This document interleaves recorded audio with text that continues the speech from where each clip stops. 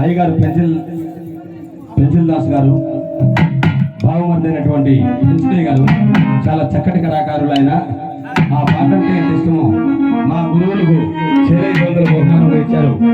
వీరి యొక్క కుటుంబ భోగభాగ్యములు సదా ఆ శ్రీరామచంద్రుడు, పాండురంగడు, మహాతల్లి మాతమ్మ, శ్రీరామచంద్రుడు లక్ష్మీ కలియుగ వైకుంఠ నిలయమే ఓ దేవా,